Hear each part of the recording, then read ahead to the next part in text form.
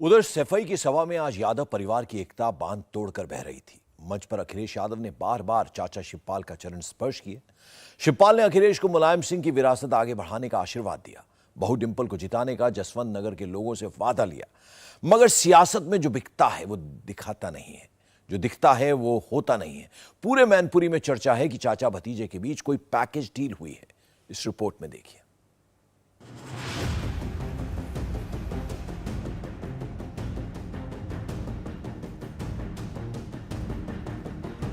चाचा का पहला चरण स्पर्श, चाचा का दूसरा चरण स्पर्श और चाचा का तीसरा चरण स्पर्श। मैं सबसे पहले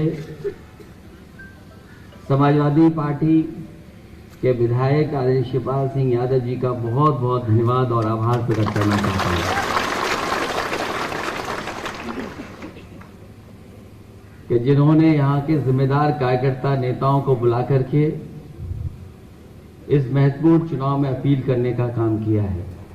भतीजे के इस शुक्राने के बाद इमोशनल यादव लैंड ने मान लिया, चाचा भतीजे के बीच मिट गई दूरी। गांव सैफई गदगद था। मंच पर दोनों चाचाओं के बीच अखिलेश थे। मुराद ये कि टीपू ने चाचाओं के बीच का खला भी पाट दिया। जैसी सैफई की मंशा वैसी टीपू की भाषा। दूरियां तो कभी थी ही नहीं, जो थी वो राजनीतिक थी। कई बार लोग कहते हैं कि बहुत दूरियां हैं। मैं आप सबको बता दूं, चाचा और भतीजे में दूरियां नहीं थी, राजनीति में दूरियां थी। चाचा और भतीजे में मैंने कभी दूरी नहीं मानी और मुझे खुशी इस बात की है कि राजनीति की भी दूरियां आज खत्म हो गई। इसके लिए मैं बहुत बहुत धन्यवाद देता हूं। अब घबराहट तो बीजेपी को हो रही होगी और इसलिए भी घबराहट हो रही होगी कि वो जानते हैं कि जसवंत नगर ने अगर मन बना लिया और करहल साथ चल दिया, मैनपुरी ठीक हो गई, किसनी के लोग मन बनाए बैठे हैं और भूगांव भी जीतने जा रहे हैं, तो सोचो परिणाम क्या होगा इस बार। और कहीं ना कहीं नेताजी ये देख भी रहे होंगे कि हम लोग आने वाले समय में क्या फैसला लेने जा रहे हैं और ये शुरुआत है कि हम सब लोग एक हो गए। आने वाले समय में परिणाम बताएगा कि ये परिणाम कितना बड़ा होने जा रहा है। और सैफई के लोग अगर मना लें, सैफई के हमारे ये सभी कार्यकर्ता नेता जो बैठे हैं, अगर ये गांव-गांव जाकर के मना लेंगे तो शायद ही कोई खिलाफ वोट डालने जाएगा। इस बयान में गौर करने वाली बात ये कि अखिलेश ने शिवपाल सिंह यादव को समाजवादी पार्टी का विधायक कहकर संबोधित किया। टेक्निकली अखिलेश सही थे, मगर सच तो यही है कि शिवपाल के पास अपनी पार्टी है, प्रगतिशील समाजवादी पार्टी लोहिया। अखिलेश से पहले बोलने के लिए शिवपाल मंच पर आए। उनका सुर भी यही था कि आप लोग कहते थे एक हो जाओ, लो हम एक हो गए। जब भी हम यहाँ पर बैठते हों या जसवंत नगर क्षेत्र के किसी भी कोने में जब जाते थे, तब कोने में क्या बात कहते थे याद है?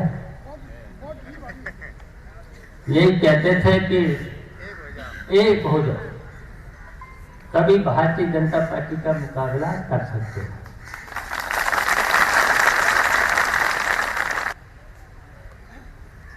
तो ये सही है कि आप लोगों ने हमसे कहा था एक हो जाओ, तो हम तो एक हो गए। बताओ हो गए?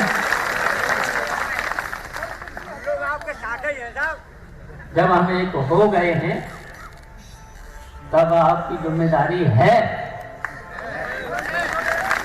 कि पुराना जो विधानसभा वाला रिकॉर्ड है वो आपको तोड़ना है, रिकॉर्ड तोड़ना है और जीत को फिर बड़ी कराना है। बताओ कराओगे? हाथ उठा के बताओ। ये कार्यकर्ता सम्मेलन सैफई में बुलाया गया था।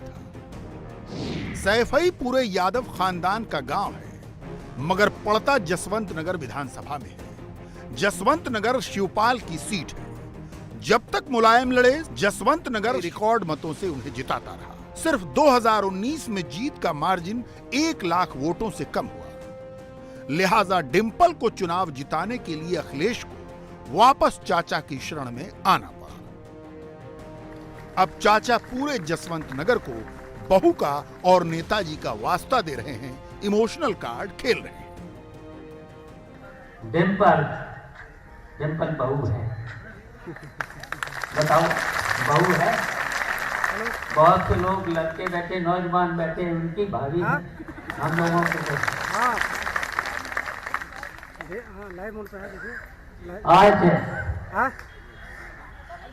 आज नेताजी के अभाव में नेताजी की पहली मीटिंग हो रही है। नेताजी कहीं कहीं तो होंगे, आसपास होंगे कहीं न कहीं, लेकिन हम समझ रहे हैं जितने भी यहाँ पर बैठे हैं,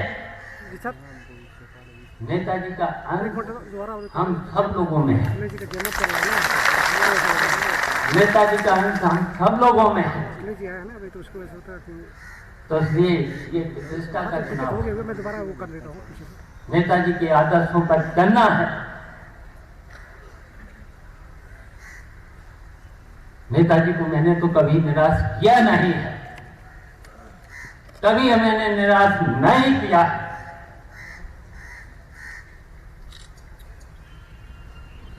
तो अब नेताजी की जिम्मेदारी जो छोड़ गए हम सब लोगों पर, अब इसका नेतृत्व अखिलेश यादव जी को करना है। मत भूलिए कि 2022 चुनाव के बाद चचा भतीजे में दूरियां नहीं, दरार पैदा हो गई। जीत का सेहरा सब बांधते हैं, हार का कोई माई बाप नहीं होता। शिवपाल सिंह यादव बहू अपर्णा की तरह बीजेपी के करीब जाते नजर आ रहे थे, मगर मैनपुरी ने अचानक पूरा पासा ही पलट दिया।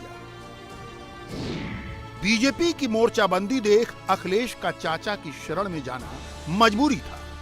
यादवलैंड में गद्दार के ठप्पे से बचने के लिए शिवपाल का पिघलना जरूरी था। अब जब मैनपुरी में डिंपल का चुनाव फंसा है तो आदित्य को रियल होस्ट की तरह पेश किया जा रहा है। हालांकि आदित्य फिलहाल पॉलिटिकल प्रोस्पेक्ट पर कुछ बोलने से बच रहे हैं। देखिए, ये महत्वपूर्ण इसलिए भी क्योंकि जनता की मांग थी और नेताजी ने हमेशा इस बात को रखा है, हम परिवार में सबको ये सिखाया है कि जनता सर्वोपरि है। तो उसी जनता की बात को सुन के माननीय राष्ट्रीय अध्यक्ष जी ने और माननीय शिवपाल सिंह जी ने सर्वोपरि मानते हुए उनकी बात को स्वीकारा है और एकता हुई है। और मुझे लगता है इसका परिणाम आने वाले सिर्फ उपचुनाव नहीं बल्कि आने वाले 2024 के भी जो चुनाव होंगे उसमें आप लोगों को दिखाई देगा। अब ये माना जाए कि एक हो चुकी है आदित्य जी, आप लोग इस चीज को देख लें कि आने वाले उपचुनाव के लिए पूरी मजबूती से हम लोग चुनाव में जा रहे हैं। देखिए, अभी जहां तक पार्टी की बात है, पार्टी इस समय दोनों साथ में आदरणीय डिंपल जी के चुनाव के लिए मैदान में रहेंगी और आगे की क्या रणनीति रहेगी वो हमारे माननीय शिवपाल सिंह जी हम लोग को जो नेतृत्व देंगे, वो आगे की सब लड़ाई होगी। वो सभी चीजों के ऊपर हम लोग 5 तारीख के बाद बल्कि 8 तारीख के बाद सही तरीके से हम लोग आप लोग को सूचित कर पाएंगे। उपचुनाव के लेके हम लोग पूरी तरीके से तैयार हैं और अपने सभी कार्यकर्ताओं को हम लोगों ने मार्गदर्शन दे दिया। आगे आने वाले भविष्य में क्या होगा क्या नहीं होगा इसमें मैं समझता हूं हम लोगों को अभी चर्चा नहीं, अभी हम लोगों का लक्ष्य ये मैनपुरी लोकसभा का उपचुनाव है और उसी को देखना चाहिए। चंद रोज पहले की इस तस्वीर को भी याद करिए। अखिलेश और डिंपल शिवपाल सिंह यादव के घर गए। मुलाकात की इस तस्वीर में शिवपाल के साथ आदित्य की मौजूदगी भी अहम थी। जाहिर है बेटे के लिए शिवपाल की फील्डिंग मैनपुरी उपचुनाव से ही शुरू हो गई। रहा सवाल डिंपल यादव का, तो वो फिलहाल संस्कारी बहू के पिच पर ही खेल रही हैं। आने वाला चुनाव जो है ये बहुत ही महत्वपूर्ण चुनाव है, क्योंकि ये चुनाव मेरा चुनाव नहीं है, ये नेताजी का चुनाव है। और सच्ची श्रद्धांजलि अगर हम सभी को देनी है नेताजी को, तो एक एक बटन नेताजी की समाजवादी पार्टी की साइकिल पर दबाना है और भारी मतों से समाजवादी पार्टी को और जितने भी कार्यकर्ता हैं उन सबको जिताना है। मैं नेताजी की तो बहू हूँ ही और साथ ही इस पूरे मैनपुरी क्षेत्र की बहू भी हूँ और मुझे पूरा भरोसा है कि आप सबका आशीर्वाद और साथ मुझे मिलेगा। बहरहाल सैफई के नौजवान तो इसी से गदगद हैं कि परिवार फिर से एक मंच पर आ गया है। इसमें कोई शंका नहीं बची। अब चाचा जी ने भाभी जी को आशीर्वाद दे दिया तो अब लाखों के पार गाड़ी जाएगी। अब चलती है साइकिल उड़ती है धूल, न रहेगा हाथी न खिलेगा फूल। सैफई का यादव खेमा भले ही दावा कर रहा हो डिंपल लाखों वोटों से जीतेंगे, मगर मैनपुरी के दूसरे नंबर की आबादी शाक्यों के सहारे खम ठोक रही बीजेपी निश्चिंत है। मैनपुरी सदर की सीट से बीजेपी विधायक और योगी सरकार में मंत्री जयवीर सिंह इसे अखिलेश का अवसरवाद करार देते हैं। वो फिंगर टिप्स पर गिनकर बता देते हैं कि 2019 में बीएसपी के साथ गठबंधन था तो मुलायम सिंह यादव को कितने वोट का डेंट लगा। इस बार जब बीएसपी साथ नहीं है तो डिंपल की हार तय है। सर, आज महत्वपूर्ण घटनाक्रम हुआ है। चाचा शिवपाल सिंह यादव और भतीजे अखिलेश यादव साथ आ गए हैं। उनका कहना है कि अब पूरी ताकत लगा दी गई है और वो 2 लाख प्लस के मार्जिन से मैनपुरी उपचुनाव जीतने जा रहे हैं। भारतीय जनता पार्टी की क्या तैयारी है? आज नहीं आ गए, उन्हें कई दिन हो गए और वो तब आ गए। आपको शायद सारे मीडिया को सारे लोगों को पता है कि पिछले कई चुनाव हुए वर्षों से, जब से इन्होंने प्रसपा का गठन किया तब से चाचा के लिए हमेशा अखिलेश जी का एक संदेश रहा कि आपका रास्ता साफ है, जहाँ चाहो चले जाओ। कभी सम्मान नहीं मिला, कभी चाचा के नाते या राजनीतिक पार्टी के वरिष्ठ नेता के नाते कोई सम्मान नहीं दिया गया। जब मैनपुरी में अपनी पत्नी की हार सामने सुनिश्चित दिखाई पड़ने लगी तब जाके सब पत्नी के उनकी शरण में शरणागत होने का काम हुआ है। तो पहली तो ये कि अब शरण में जाने का आशा यह है कि अखिलेश जी ने अपनी हार स्वीकार कर ली, तब जाके मजबूरन चाचा की शरण में गए। नंबर 2, जो हार की बात कर रहे हैं, 2014 के चुनाव में भारतीय जनता पार्टी को आदरणीय मुलायम सिंह जी ने लगभग 4 लाख वोटों से हराया था। 19 का चुनाव आते आते वही मुलायम सिंह यादव बहुजन समाज पार्टी के साथ सपा के गठबंधन के बावजूद लगभग 90,000 वोट से यहाँ जीते। और यहाँ पर जितने चुनाव हुए हैं उन चुनाव में बहुजन समाज पार्टी को 2 लाख से अधिक वोट हमेशा मिले हैं। इसका मतलब उनका अपना मजबूत वोट 2 लाख से ऊपर का है। अब 90,000 2 लाख में से मेहनत कर दें, इसका मतलब 2019 का चुनाव भी यदि गठबंधन नहीं होता तो भारतीय जनता पार्टी का प्रत्याशी 1 लाख से ज़्यादा वोटों से विजयी होता। साफ है, वो भी नहीं जीतते। आज की परिस्थिति में अगर मोटा मोटी बात करें तो इनका गुणागणित 6 लाख का, हमारा गुणागणित 12 लाख का है। 2 हिस्से में हमें बंद छड़ी है, चाहे चाचा भतीजे इकट्ठे हो जाएं और चाहे और इनका सब परिवार खानदान रिश्तेदार इकट्ठे हो जाएं, लेकिन इससे ऊपर इनका नहीं। 100% हम जोड़ दें तब, लेकिन उसमें भी हमारी हिस्सेदारी है। हम निश्चित रूप से चुनाव जीत रहे हैं। हमारा प्रत्याशी रिकॉर्ड मतों से चुनाव भी जीतेगा और हम लोग इतिहास बदलने का काम करेंगे, इसमें कोई दो राय नहीं है।